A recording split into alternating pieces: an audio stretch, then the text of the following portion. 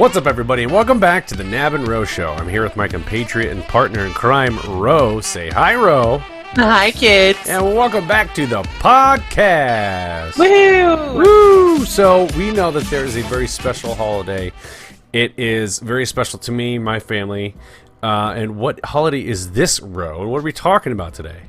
4th of July. July 4th. That's right. But what about July 4th? What's the big deal about July 4th? There's fireworks. Yeah. And it's a celebration of our country. Yes.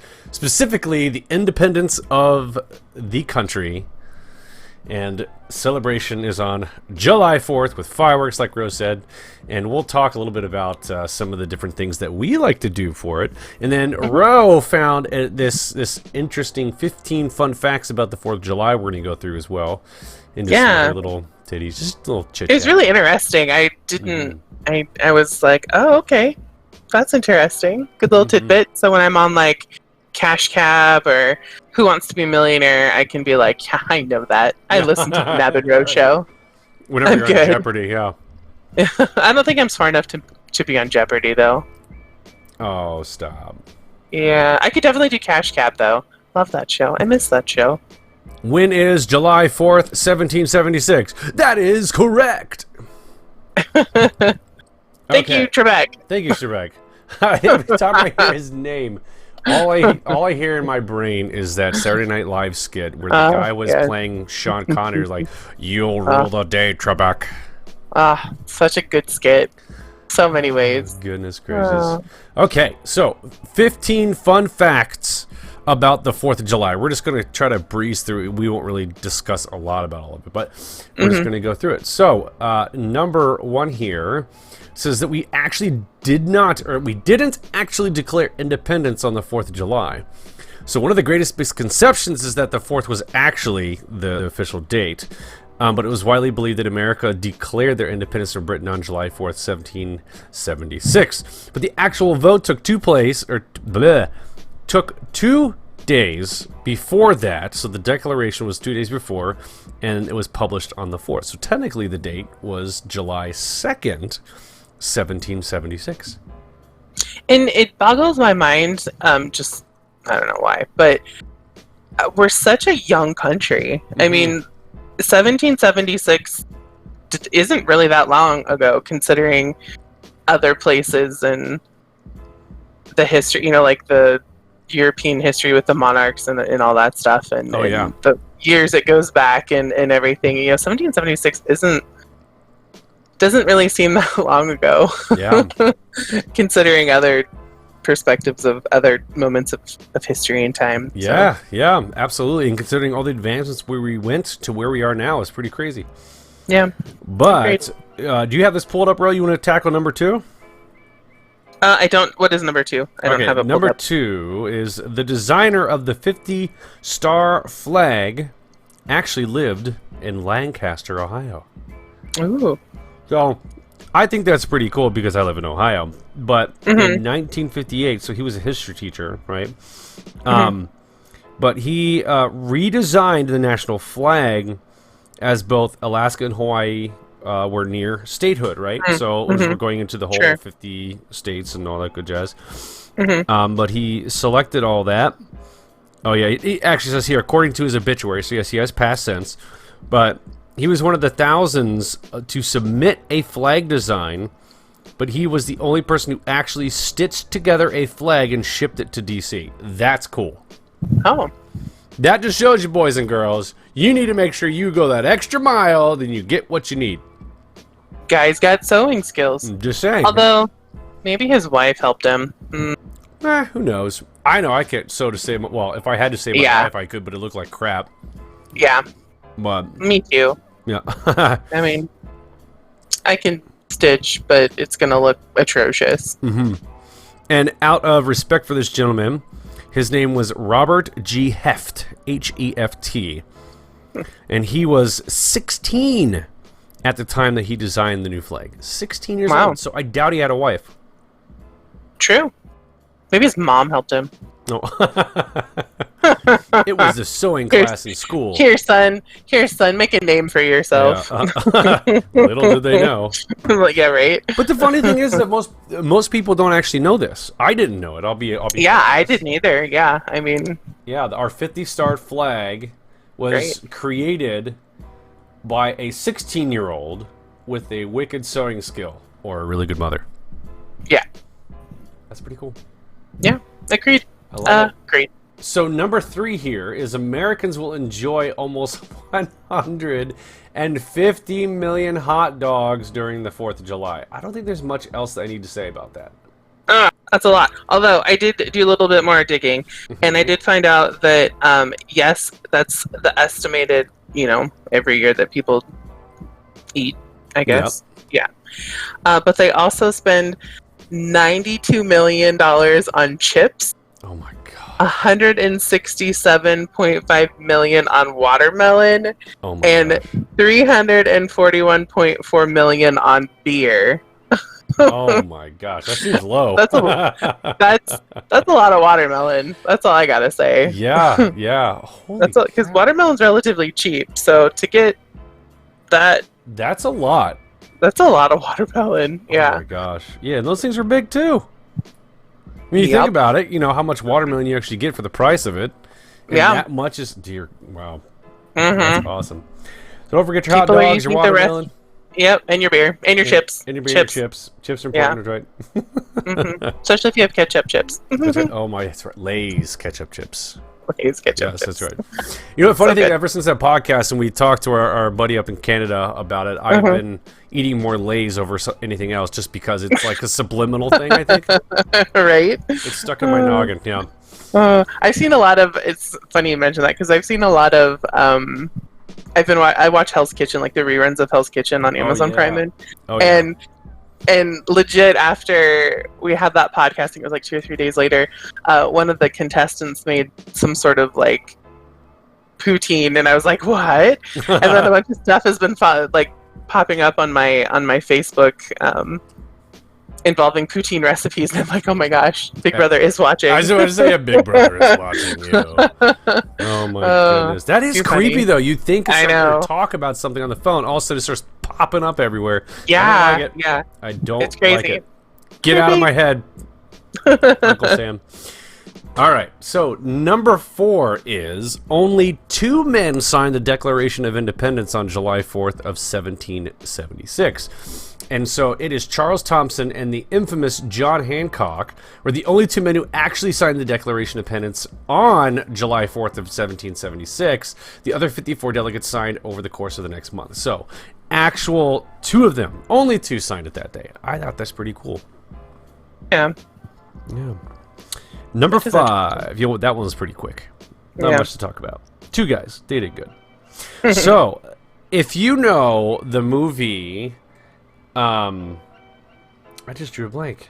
National Treasure. Yes. Thank you. Yes. National Treasure, right? And they use lemon juice to find out the map and the coordinates and all, or whatever it was, all that good jazz. There is actually something written on the back of the Declaration of Independence, but it is not a map. It's not a map. So on the back of it, maybe it is, and they're just not telling us. I mean, maybe we could actually do a whole National Treasure thing. Oh yeah. And find all those fun things. So, Ro, are you telling me you want to steal the Declaration of Independence? No, I would never want to do that. We'll leave it up to Nicolas Cage. Yeah. That's right. So, actually, what is on the back of it reads Original Declaration of Independence dated 4th July 1776. So, nothing that exciting. But, yeah, for all those people wondering if there's anything else on it, it just tells you the date that it was signed and all that good jazz. So, in all theory, National Treasure could be somewhat true. Yeah, it could. We don't know. There are mysteries from the Masons that nobody will ever know. Yep. Okay, and so this one, number 6, is a little bit different. I don't think how relevant it is, but one signed later recanted the Declaration of Independence. So Richard Stockton, a lawyer from New Jersey, became the only signer of the Declaration of Independence to recant his support of the revolution of being captured by, or after being captured by the British November of 1776 and thrown into jail. Interesting. So after poor years of guy. abusive treatment and his recanting of loyalties, Stockton was released to find all his property destroyed or stolen by the British. His library, one of the finest in the colonies, was burned to the ground. Well, that's what you get for being a traitor. Yeah. Oh well, it happens. Number 7. So the average age of the signers was 45 years old. So that sounds about right. I mean, Yeah, I mean, for the day. I don't know. I guess. Yeah. I always thought that they were, like 45, mid 40s to, mid 50s is The lifespan. old. Yeah, exactly. Like I Yeah. always thought that they didn't live as, in their 80s or 90s or anything like that. And Poor hygiene. Yeah. Yeah. But the youngest were 26, and Benjamin Franklin was the oldest at 70 years yeah, old. I know. And I love how they have this little emoji of a kite flying, and then he gets shocked by lightning. And it's Benjamin Franklin in the back. He's smiling and he frowns. Right. So good. Oh, man. What- Well, I don't and his believe eyes watch it. Yeah. It's creepy. He's like demon It is eyes. creepy. Yeah. It's like So- those Harry Potter paintings where they're like watching you. Oh, yeah, but those are like literally alive, like legit alive. Yeah. But Anyway. so this one kind of threw me off until they actually explained it. The Declaration of Independence was written on a laptop. Now, hearing that, you're like, "What the hell? That's not true. They had What is MacBooks that? Oh back my then? god! What's going Apple? on? iPhones. So, okay, not a modern laptop, but still. Okay, so Thomas Jefferson drafted the Declaration of Independence on a writing desk that could fit over one's lap. This device was referred to at the time as a laptop. Ba-dum-bum. Ching! Yeah, that's right. That's clever, though. They weren't wrong. Yeah. No, they weren't. So, Because it had a top and it sat on your lap. it was a laptop. It was a laptop. Yeah. Yeah, easy peasy. So I like number 9. So it says men love fireworks, $1 billion worth. So according to the American Pyrotechnics Association, Americans spent more than 1 billion of fireworks each year. Out of this, yeah, that's crazy. Out of this, only 10% of the fireworks displays are set off professionally. I believe that. I believe that. So, which probably accounts for the estimated 12,900 firework-related emergency room visits across the country, and why I know Ohio and North Carolina, because my parents live there, do not allow it. And according to Fortune magazine, of those injuries occurred between June and July, almost 70% were experienced by men. Because we're dumb. That's what we do. Yeah, I boys. could imagine. I mean, I had 2 younger brothers, and their buddies would come over, and you would hear nothing but hammering in the garage, and then you'd see like their friends leave and come back with like backpacks, and you're like, "What's in the backpacks?" What is They're that? like, "Oh, nothing." Yeah, I know. I mean, they would fill like mortar tubes full of gunpowder and a cajillion different fireworks, and then they would go somewhere at like 10 or 11 o'clock at night and like light it and just blow windows out, and so it was ridiculous, these boys. Oh, yeah. Oh, I had friends out in the country that would use gasoline as their fireworks. Oh jeez. One at No, the time thank was you. actually airlifted to the hospital because he's a dum-dum. Oh gosh. Oh, well. All right, so number 10. Bottoms up with 2 times the rum. So on the second anniversary of Independence Day of 1778, American troops were fighting the American Revolutionary War. During that time, George Washington, our first president, ordered a double ration of rum for American soldiers to celebrate the holiday with. That's nice. I guess, I mean, it makes sense. I never realized that the rationings of rum were there. I mean, it makes sense, but yeah, I just never thought of it. Oh, yeah. Oh, Yeah. yeah. So back to fireworks. So fireworks, an American tradition dating back to 1777. Now, I know they're probably over in China and a couple other places they had fireworks for definitely a lot longer than us. Oh yeah, probably. But Well, obviously, we're like basically the youngest country.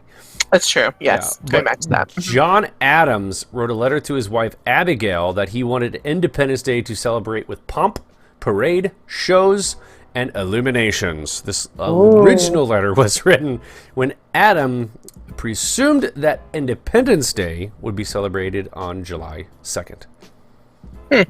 So very interesting. Yeah.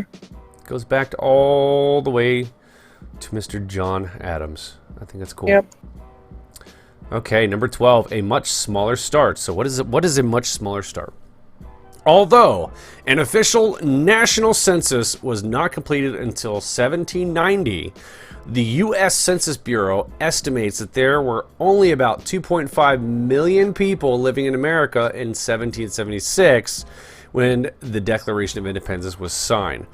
As of 2017, it has grown to become home to 325.7 million people.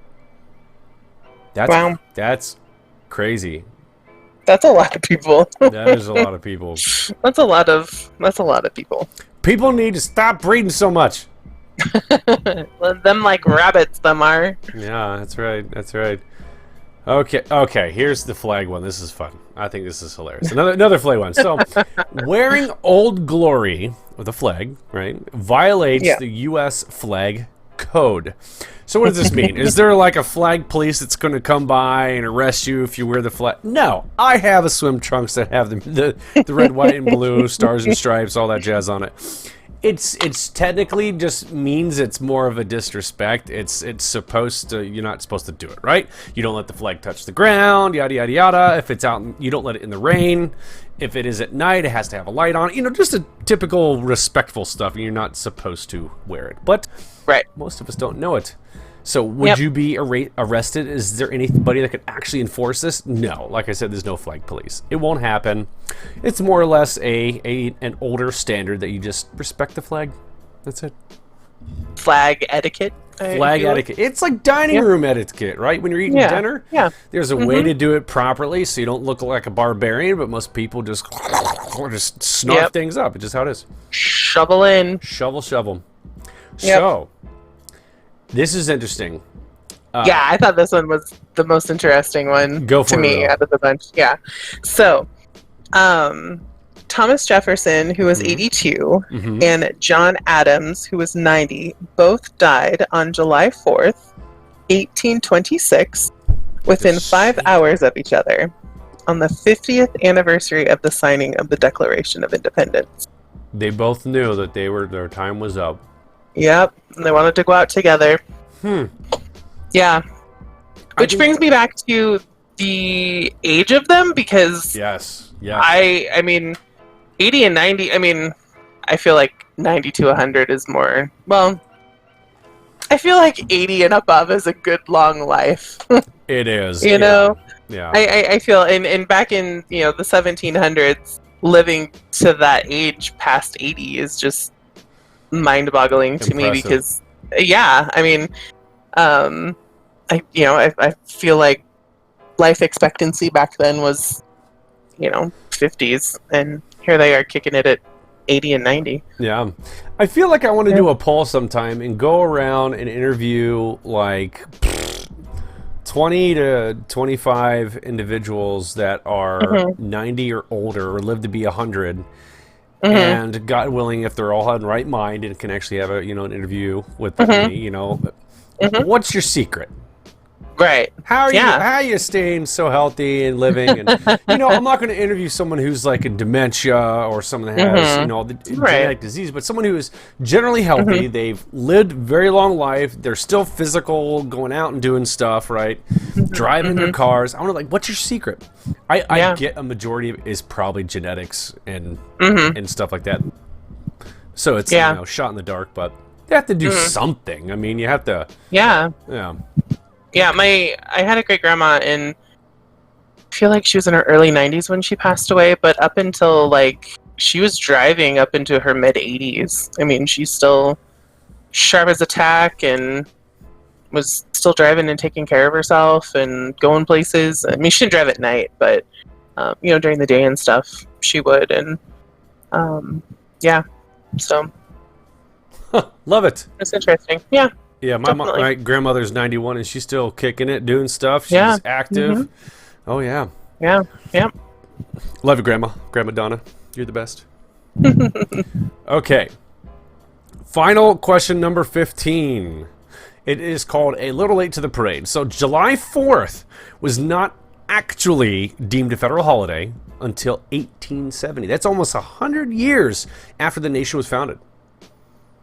I mean, it makes Crazy. Yeah, I mean, it makes sense. I mean, if you don't really have holidays, Yeah. Well, if you don't have a lot, I mean, they probably lot have of people Christmas, do. Easter, and stuff Yeah. like that, but it's very interesting. yeah.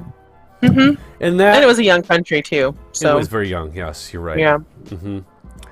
So, and that, ladies and gentlemen, is the 15 fun facts about the 4th of July.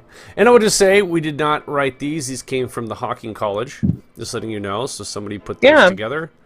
Written by Tim Bruni-Cardy.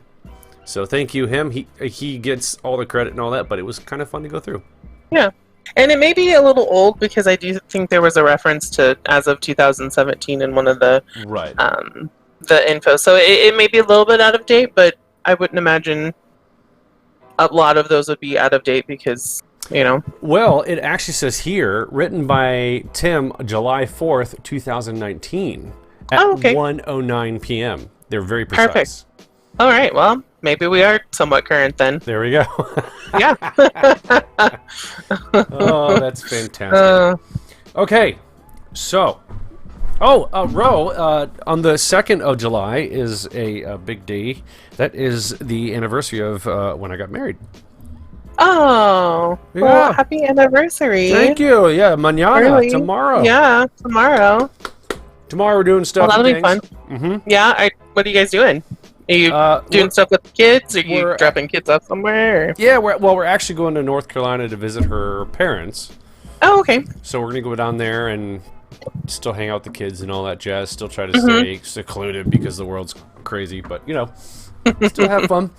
So yeah. It should be so you'll be gone for the weekend? Yeah. Come back Sunday? I think we're coming back on Monday. Oh, okay. I think. After we work. We're going to work and then come back. All the good jazz. Yep. Yeah. Awesome. Well, that'll be fun. Yeah. So I imagine going down there, we'll maybe grill out, do something on there. I might have some fireworks that'll light off. They don't catch me. It didn't happen. But I think there is a zoo down there in North Carolina we might try to go to if it's open. Oh, okay. But it depends. Like I said, crazy times. We might have to wear a mask and go out. But yeah. But hopefully we can get out the kids. I know the kids love going to the zoo, seeing all the animals. So. Yeah, that's always a good time. So that should be fun. Yeah, absolutely. So what are you doing, the Ro? We are. So my cousin and his wife just welcomed their second child 2-3 weeks ago. So we're gonna get together at my aunt's house and have a barbecue and like a little family baby shower. For them, and it will be. Usually my mom hosts 4th of July just because my parents live at the end of a cul-de-sac. So for years, ever since we've moved, let's say they lived there 28 years now, I think 27, and the neighbors always kind of like pull their chairs out at the opening of the circle to the cul-de-sac, and then everybody just lights off fires, and it's safe because there's no traffic you have to worry about, and everybody can enjoy each other's fireworks and shows that people put on with their fireworks. You mean smoke bombs and sparklers, right, Ro? Yeah, exactly. Yeah. Yeah. Is it the whippets or the snappets or the whatever? Poppets. Poppets, yeah. Yeah. And then the little tanks. I don't know if you like the little tanks that you. Yeah. Although, so help me, if I see any of those flash bombs, because those are the most annoying, or those like screecher things too. I don't know what they're called. Where you light them and you go? Yeah. Yeah. Just horrible. Yeah. But yeah, so that's what we're gonna do. So this is the first year in a long time that we haven't. My parents haven't hosted a 4th of July. Just with COVID and stuff, it's probably a little bit safer to kind of keep things indoors and confined and whatnot. It's also the first time.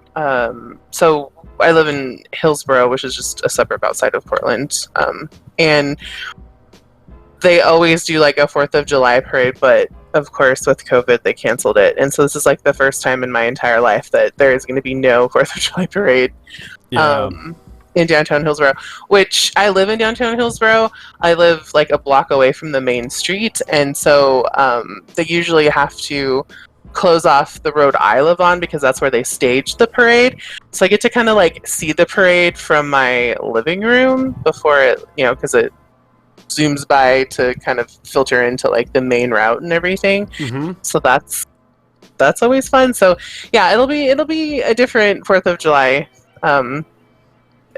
which is par for this entire year. Everything's been different. So so that's what we're doing. So here is an interesting thing here. Let me try to find it. I was just looking at it. So the following states permit the sale of all or almost or most types of consumer fireworks to residents, and that's just the sale of. Like Ohio's on here, but I know that you're not allowed to use them here. Yeah, I mean.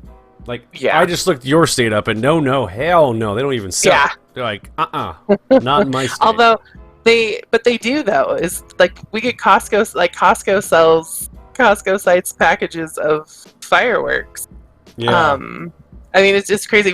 The scandalous thing to do here is just across the border in Washington. Washington has a little less regulations on things that they can sell. That's where you get your mortars and stuff. I go to the Indian reservations where they hand make these really big mortars and stuff, and people would go there, or they'd go to this special fireworks place just across the river in Washington. Those are the scandalous places to get things, and then of course you would light them off, but it's for us. You have to. I believe Kentucky allows it, because I've heard a bunch of people saying go to Kentucky, blah blah blah blah blah. And there's definitely a place. It's where this lake near us, East Fork Lake. It's Phantom Fireworks is there, and so you can get stuff there from them. Yeah, but, I mean, I don't think you can buy them. You just can't light them. But then, what's the point of buying them if you're? Oh yeah, I'm not gonna light them at all. Yeah, not at all. It's just for show. I'm gonna keep them on my shelf. Yeah, because it looks cool. Yeah, exactly. Okay, so, hard eye roll. Yeah, very hard eye roll.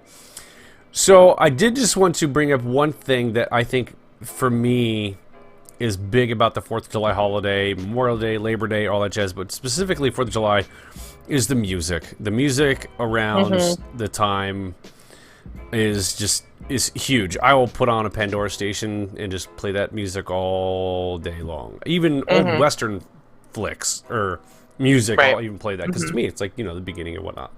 Yeah, no, definitely. And it's a time to self-reflect on our country and our troops, and we have it may not seem like it now, but we do have a good grasp on protection, so yeah, absolutely thankful for that. Yeah, and I have a bunch of relatives, friends, family that are in the military, and I definitely got to give them a lot of love. And for our I have a buddy who's a police officer, a couple buddies. Yeah. And the people that the first responders, firefighters, all those people that are putting their lives on the line for us, that's we're all there for them, and we thank them. Yep. We appreciate you all. Yeah, we appreciate you.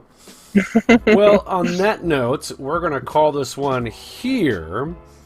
But are there any other final words from you, Ro?